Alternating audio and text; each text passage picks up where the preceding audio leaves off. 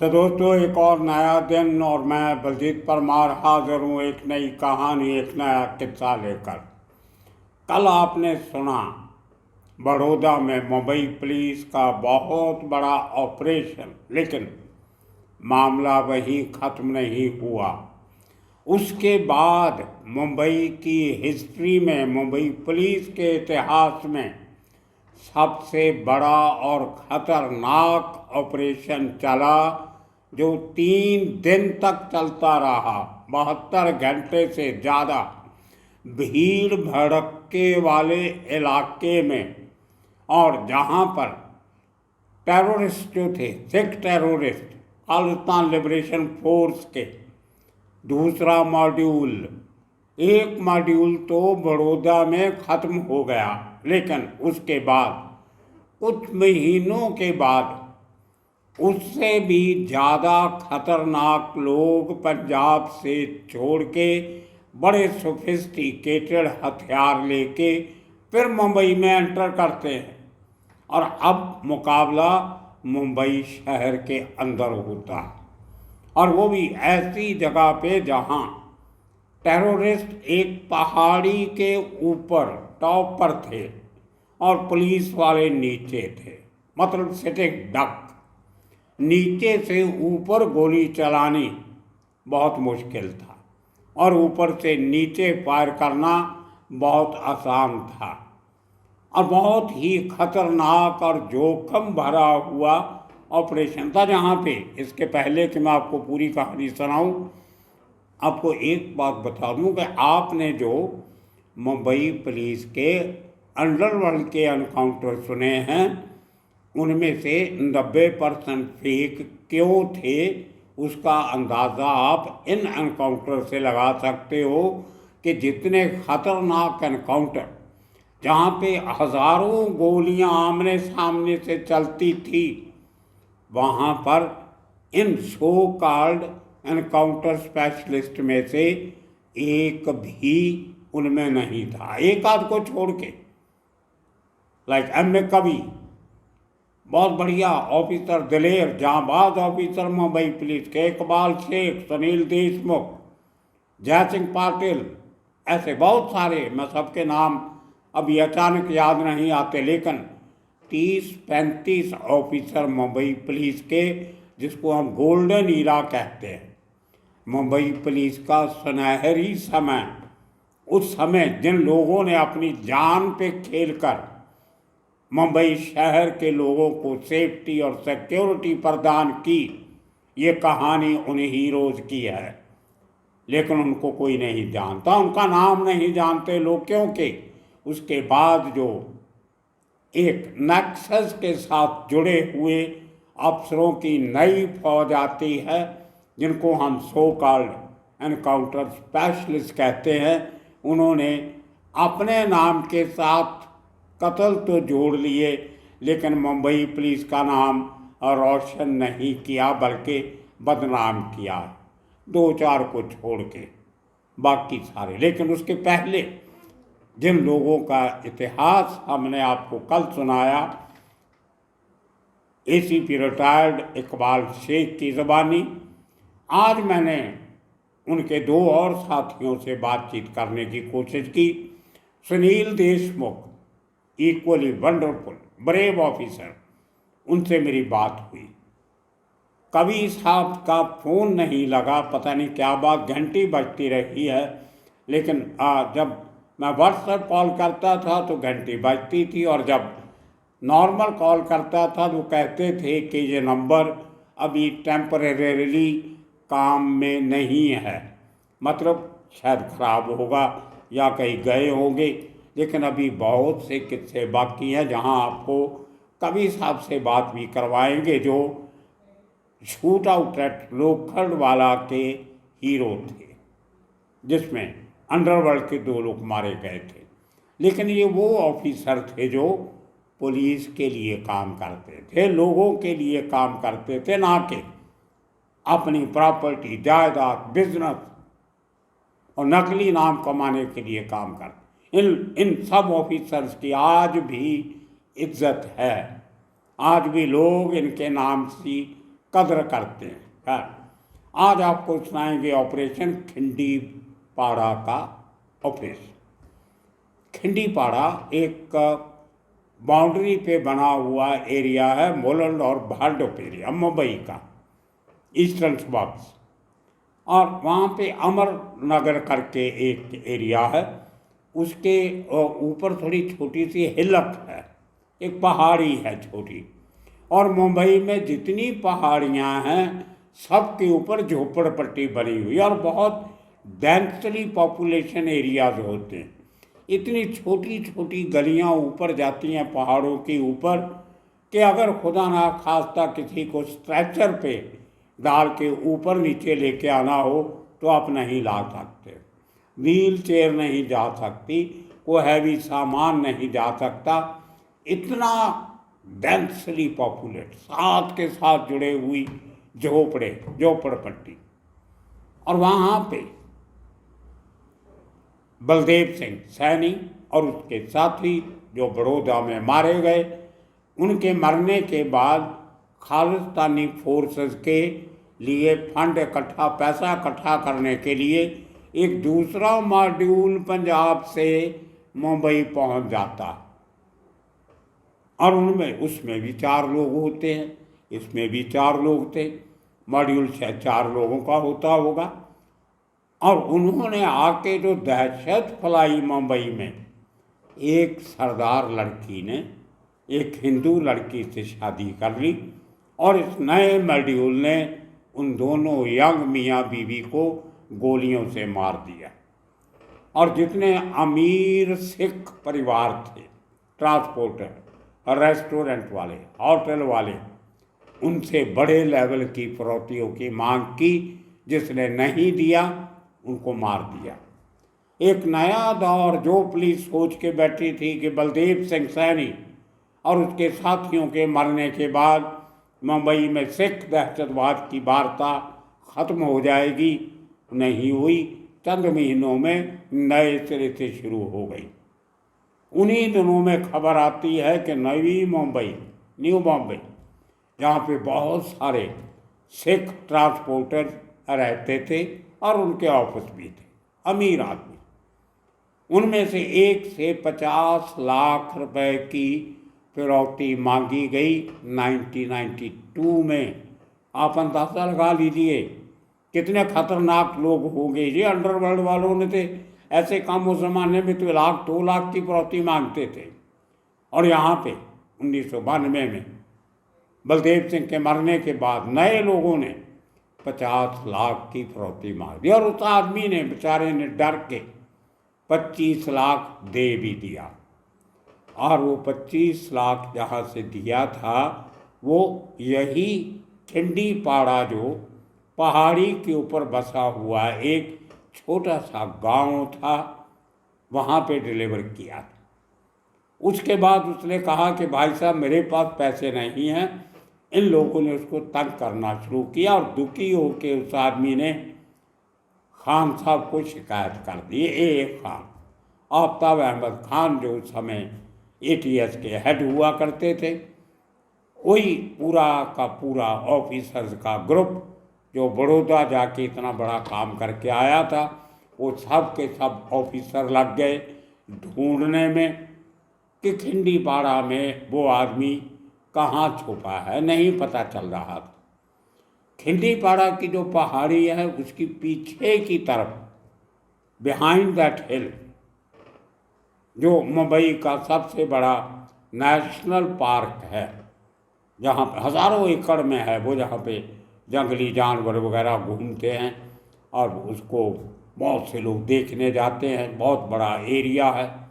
तो उस national park की बाउंड्री उस पहाड़ी के साथ लगती थी बैक साइड में, इस तरफ पूरी झोपड़पट्टी। तो उस पहाड़ी के ऊपर टॉप पे ये लोग कहीं रह रहे थे, लेकिन पुलिस को नहीं पता चल रहा था कि कहाँ है। उसी एरिया में अमरनगर झोपड़पट्टी, वहाँ पे 2 भाई रहते थे, बलकार सिंह और कुलतार सिंह। शॉर्ट में उनको बल्ली और कल्लू कहते थे। ये 2 भाई छोटे मोटे बदमाश थे, एक आध मर्डर भी किया था और अच्छी खासी दादागिरी उस छोटे से इलाके में इनकी चलती थी। तो पुलिस के सोर्सेज ने उनको कल्टीवेट किया कि जो सरदार भी हैं, बदमाश भी हैं, केसेस भी हैं।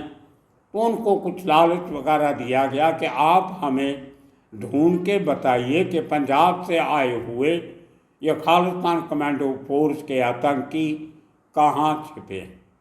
और उस लोकेलिटी में काफ़ी सारी सिख पॉपुलेशन थी, महाराष्ट्रियन थी, मुस्लिम भी थे, साउथ इंडियन भी थे, हर जाति के लोग वहाँ रहते।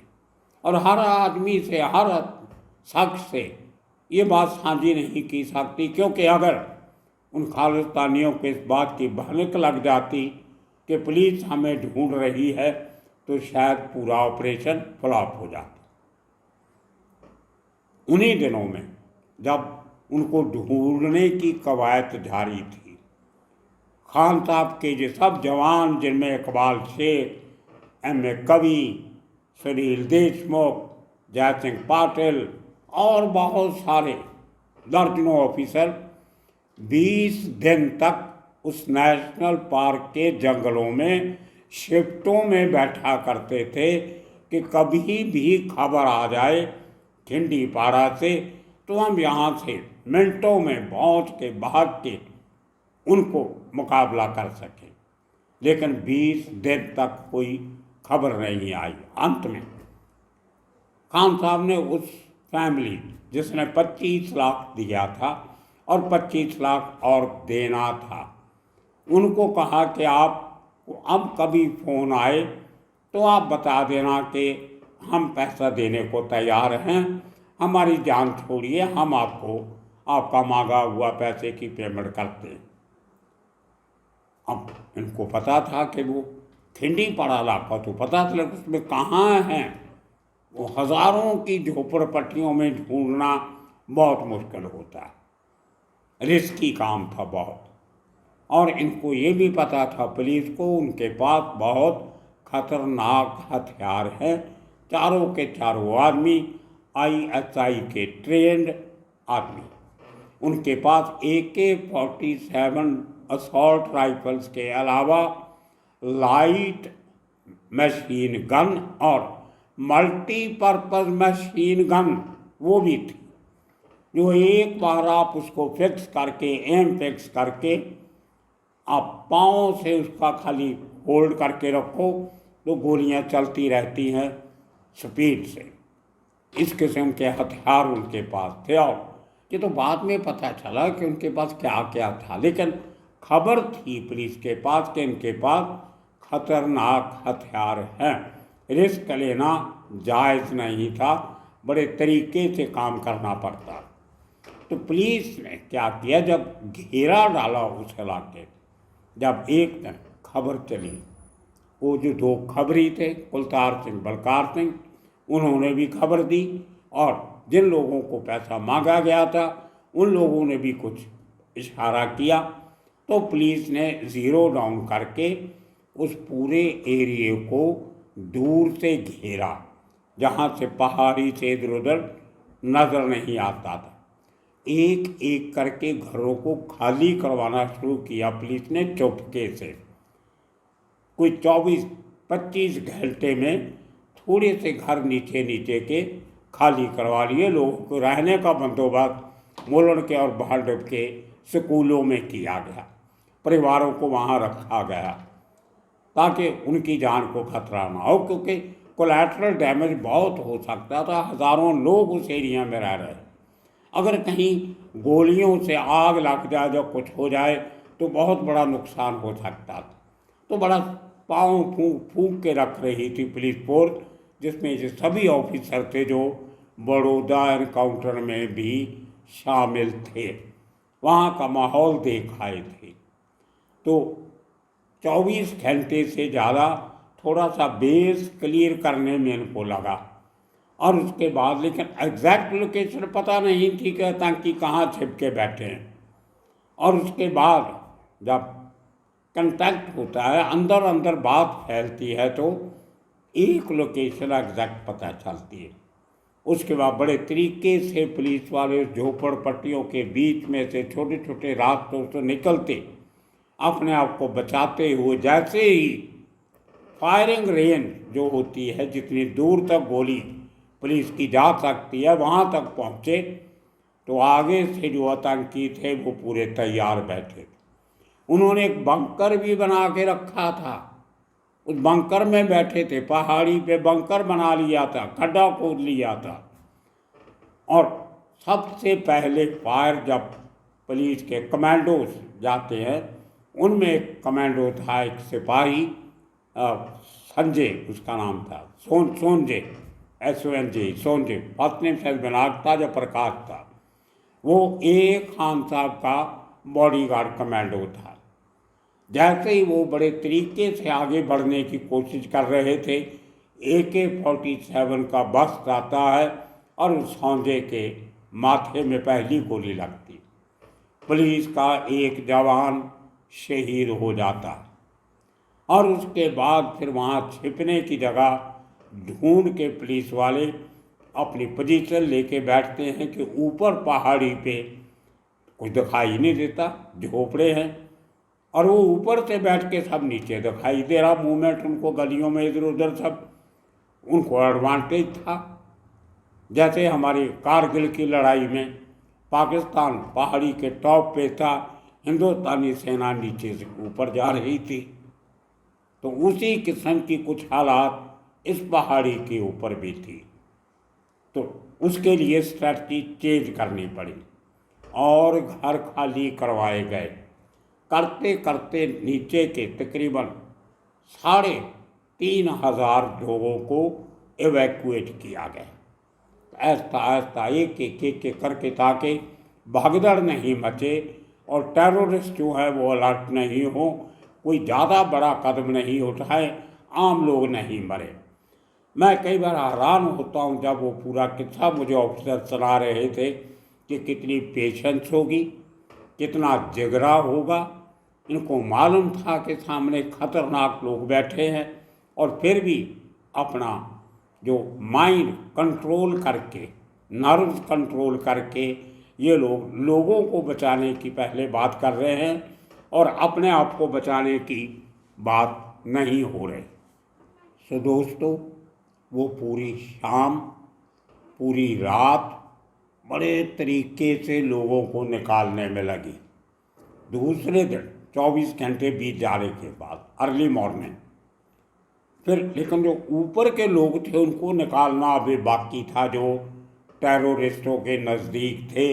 कोई वहाँ पे जो भी मूवमेंट होती थी, टेररिस्ट ऊपर से गोली चला देते थे और लोग डर के घरों से बाहर नहीं निकल रहे थे।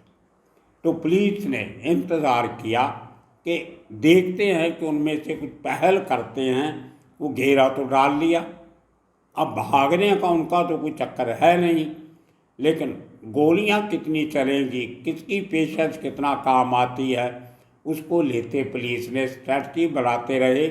फिर उसी तरह एक एक करके लोगों को निकालना शुरू किया। 48 घंटे में तकरीबन 80% लोगों को वहाँ से एक एक करके, बच्चों को, औरतों को बड़ी हिम्मत से, बड़े तरीके से सेफ जगह पे पहुँचा दिया गया।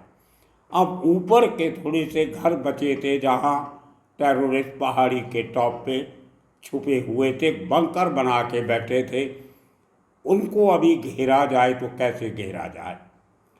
उसके बाद जब नज़दीक पहुँचे तो पुलिस ने अटैक किया 3 तरफ से। एक तरफ पहाड़ी थी, बाकी 3 तरफ से पुलिस की टीमों ने अंधाधुंध गोलियां चलाते हुए अटैक किया। लेकिन आगे कैजुअलिटी नहीं हो रही, क्योंकि वो बंकर में बैठे थे। अब नीचे से गोलियां चल रही, आगे बंकर और उसके अंदर वो बैठे, गोली लगेगी कैसे। तो लेकिन फिर भी पुलिस की हिम्मत थी, पेशेंस थी। उसमें से एक एक करके 3 आदमी मारे जाते हैं आने वाले 7-8 घंटे में। लेकिन पुलिस को लगा कि अभी कुछ लोग मरे तो जरूर हैं, लेकिन किसी की बॉडी नीचे नहीं, किसी ने देखा नहीं। लेकिन जो फायरिंग का जो एलिमेंट था कि कितनी स्पीड से कितनी गोलियां आ रही हैं, वो देख के पुलिस को लगा कि आतंकवादी कुछ मारे गए हैं और कुछ बचे हैं, लेकिन कितने हैं ये पता नहीं। और आप हैरान होंगे दोस्तों, जब पुलिस को लगा कि अभी इनको बाहर निकालना है, समझ गए कि बंकर बना हुआ है, वहीं से फायरिंग हो रही है, नज़र नहीं आ रहा कोई आदमी, लेकिन गोलियां आ रही हैं धार धार ऊपर से नीचे। इन लोगों ने एक तरकीब लड़ाई, एक तरीके से फायरिंग रोक दिया। तीसरे दिन 2 दिन 2 रातें निकल गई। तीसरे दिन सुबह सूरज चढ़ते लोगों ने गोनियाँ मंगवाई, बोरी जिसको हम कहते हैं, उसमें घास भरा, सूखा घास जो जानवरों को खिलाया जाता है, काफ़ी सारी सैकड़ों रातों रात अरेंज करके गोनियाँ मंगवाई गई, बोरियाँ घास की भरी हुई, सूखे घास की। और उनको बड़े तरीके से रात को ही इन्होंने, दिन चढ़ने के पहले, वो जो लोग उस एरिया में रहते थे, टॉप के एरिया में झोपड़पट्टी में लोग थे, उनको निकालना बहुत ज़रूरी था। तो उनको घरों के पीछे रख के उनको आग लगा दी गई, घास को घरों से दूर। और जो धुआं उठा एकदम, हवा का रुख देखते हुए पुलिस वालों ने कितनी प्लानिंग की होगी, कितना सोचा होगा, आप अंदाज़ा लगा सकते। हवा का रुख देखते हुए जब हवा पहाड़ी की तरफ जा रही थी, उस समय उन गोनियों को एक एक करके आग लगा के एक दूसरे के ऊपर फेंकना शुरू किया गया। धुआं हुआ, धुएं से टेररिस्टों को सामने कुछ नज़र नहीं आया, और जो कुछ लोग ऊपर थे, वो सैकड़े 200-300 लोग, उनको बहुत जल्दी से बड़े तरीके से निकाला गया और उनको सेफ जगह भेजा गया। और जैसे ही वो धुआं छटा और सामने पुलिस वाले खड़े थे, और फिर मुकाबला होता है। लेकिन एक आदमी उनमें से, 3 आदमी पुलिस को मरे पाए गए, लेकिन एक आदमी ने उससे भी ऊंची जगह पे जाके एक और बंकर बना रखा था, छोटा सा, ज़्यादा बड़ा नहीं। उसमें उसकी ऑटोमेटिक जो मशीन गन थी, वो उसने ज़मीन में गाड़ के रखी हुई, स्टैंड पे लगा के रखी। तो पाँव से मशीन गन चला रहा है और हाथ में AK-47, पाँव से वो ट्रिगर मशीन गन का दबा रखा, और मशीन गन को पाँव से लेफ्ट राइट कर रहा है और गोलियां चला रहा है। आप देखिए कितने बड़े बहादुर जवान होंगे हमारे मुंबई पुलिस के, जिन्होंने इतने खतरनाक ऑपरेशन को अंजाम दिया। फिर दूसरी गोलियों का एक बंदोबस्त किया गया, उनको फिर आग लगा के फेंका गया। फिर धुएं का एक स्मोक स्क्रीन जिसको कहते हैं हम, उस ज़माने में कोई स्मोक बॉम्ब वगैरह का सिस्टम नहीं होता होगा, लेकिन पुलिस ने अपने तरीके से स्मोक बॉम्ब बना लिए, धुएं की स्क्रीन बनाई। सेकंड अटैम्प्ट के बाद जब अंधाधुंध गोलियां चलाई, तो वो आखिरी टेररिस्ट जो था वो भी मारा गया। तो पुलिस को पता चला कि इतने खतरनाक हथियार उनके पास थे। अकेला आदमी 12 घंटे तक पूरी मुंबई पुलिस के साथ मुकाबला करता रहा। 3 आदमी 12 घंटे पहले मर चुके थे। तो दोस्तों, ये सबसे बड़ा खतरनाक operation and well planned operation. आप देखिए, 1 महीना तकरीबन इसकी तैयारी को लगा। 20 दिन तक तो ये लोग जंगलों में बैठे थे, शिफ्टों में ड्यूटी देते हुए, कि जैसे ही खबर आएगी आतंकी कहाँ हैं, तो हम अपना कार्रवाई शुरू करेंगे। और इतने लोगों को वहाँ से निकालना, और देखिए कितना प्लानिंग की होगी खान साहब उनकी टीम ने, कि एक भी सिविलियन की डेथ नहीं हुई। और पुलिस का एक ही जवान सोंजे, उसकी शहादत हुई, और उसका बाद में काफ़ी बहुत सम्मान हुआ, ब्रेवरी गैलेंट्री अवार्ड भी मिला। लेकिन सब के सब लोगों ने एकजुट होकर अपनी जान की परवाह किए बिना मुंबई को बचाया, सेफ रखा। इसके बाद एक और एनकाउंटर हुआ था जिसको विक्रोली एनकाउंटर कहते हैं। इन लोगों के मरने के बाद एक तीसरा मॉड्यूल मुंबई में आता है, वो अपने आप में बहुत गरीब कहानी है। उसमें SOS का ऑपरेशन था, वो भी आपको सुनाएंगे कई वक्त मिलेगा तो। इस तरीके से मुंबई में खालिस्तानी टेररिस्टों ने जो आतंक मचाया था 1991, 92, 93 में, कई ऑपरेशन तो ऐसे थे जो पंजाब पुलिस ने मुंबई में जाके किए। उनमें से एक राणा प्रताप का इंसिडेंट हुआ था एंटोपल में, वो भी आपको सुनाएंगे।